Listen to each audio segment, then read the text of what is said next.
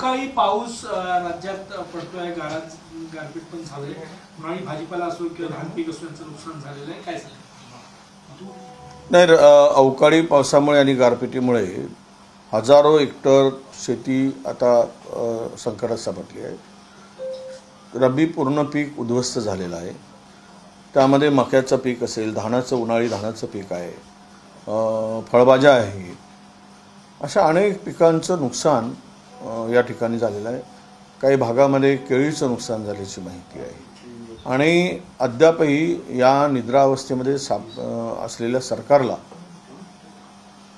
अजूनही पंचनामे देण्याचे आदेश काढण्या इतपत पुरसत नाही.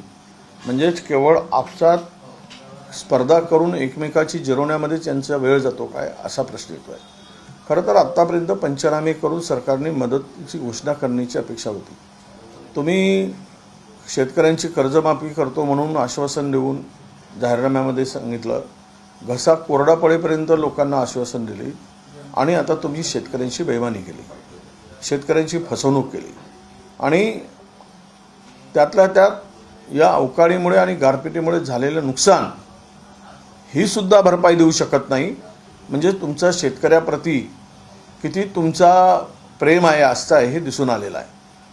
शेतकऱ्यांच्या जीवावर मतं घ्यायची आणि शेतकऱ्याला वाऱ्यावर सोडायचं, एवढं पाप आणि असं पापी सरकार महाराष्ट्राच्या इतिहासात झालेलं नाही आणि महाराष्ट्राच्या इतिहासात होणार पण नाही. अशा प्रकारचे पापी सरकार आहे आणि या सरकारला पाप भोगावं लागेल. शेतकऱ्याचा तडतडाट या सरकारला निश्चितपणे भोगण्यास भाग पाडेल असा मला विश्वास आहे.